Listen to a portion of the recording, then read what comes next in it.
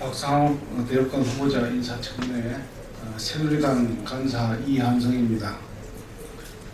박상욱 대법관 후보자 인사청문회가 2월 국회에서 무산됨에 대한 입장을 말씀드리겠습니다. 박상욱 대법관 후보자에 대한 인사청문회가 결국 2월 임시국회에서 열리기 어렵게 되어서 대단히 답답한 심정입니다. 당초 야당 원내대표는 1월 21일 날 새누리당 원내대표와 2월 11일 청문회를 실시하기로 합의한 바가 있습니다.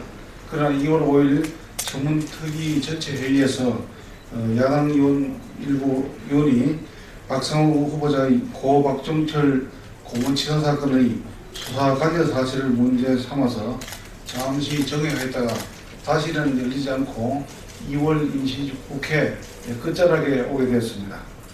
박상욱 후보자가 고 박종철 고문치사 사건에서 무슨 잘못을 얼마나 했겠습니까? 박종철 고문치사 사건의 수사 진행이 가로막히는 바람에 더 이상 진척을 지키지 못하였지만 이전 수사의 범죄 수사의 주재자인 검사로서 매우 부끄럽게 생각하긴 합니다. 그러나 이 사건의 주임 검사는 소속 부장검사였지 지시에 따라서 수사를 하였던 박상욱 후보자는 아니었습니다. 당초 이 사건은 경찰에서 자체 조사를 해가지고 고문에 관련된 경찰관이 단 2명이다 이렇게 정리해서 입건하고 구속해서 검찰로 송치했던 사건입니다.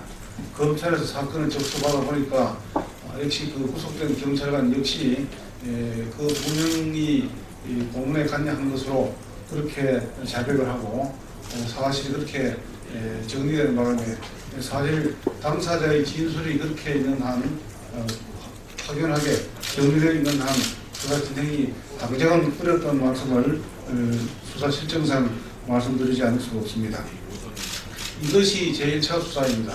1월 20일 날 서울지검에 접수가 되어서 만 5일 조사하고 1월 24일 기소한 것이 1차 수사였습니다. 그런데 박상욱 검사도 그 당시 5일간 참여했던 셈입니다.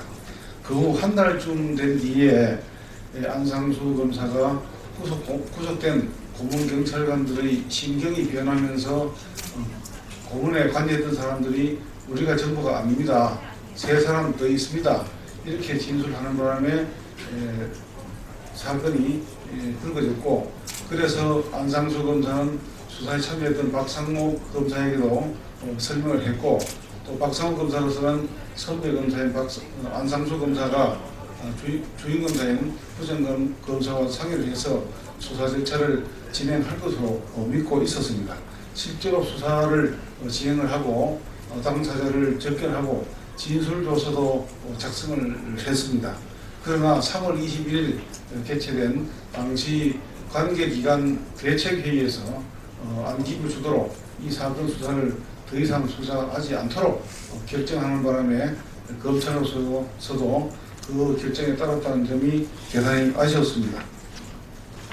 그러다가 2개월 정도 뒤에 5월 18일 날 정의구현 사재단에서 이 사건의 진상을 폭로하는 바람에 다시 급기야 제기된 것이고 검찰로서는 당시에 벌써 마련된 확보된 진술조서 등 증거를 토대로 바로 이틀 만에 관련자 3명을 구속하기에 이르렀습니다. 그러니까 사실 수사를 다 해놓고도 때만 기다려왔다는 그런 의미입니다.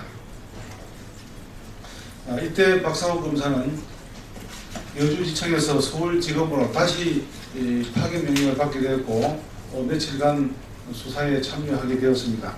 이때 추가로 구속된 사람은 경찰관 3명이었고 이 사건이 진행되는 과정에서 다시 상부에서 이 사건을 축소하고 2명만 조사받도록 이렇게 사건을 축소 은폐 지시한 사람이 따로 5명이 더 있어서 이것이 불거지는 바람에 제3차 수사가 진행이 되고 그래서 5월 27일 대검찰청 중앙수사부 제2과장 강신욱 당시 2과장이 수사를 맡았습니다. 그래서 주임검사가 교체되는 이런 일이 있었습니다. 그러는 바람에 박상호 검사는 여주지청에서 서울지검으로 파견 왔다가 단 12일 정도 근무를 하고 6월 1일 여주지청으로 복귀를 했습니다. 사건 진행 경과가 이와 같습니다. 사건은 3번에 걸쳐서 수사가 되었습니다. 제1차 수사, 그리고 제2차 수사, 그리고 제3차 수사까지 이 사건이 불거지는 바람에 국민의 분노는 극에 달했고 결국은 6월 민주항쟁과 6.29 선언으로 이어졌다 이렇게 하면서 검찰로서도 이 사건을 당초부터 수사하지 않는 데 대해서는 매우 그렇게 생각하고 있습니다.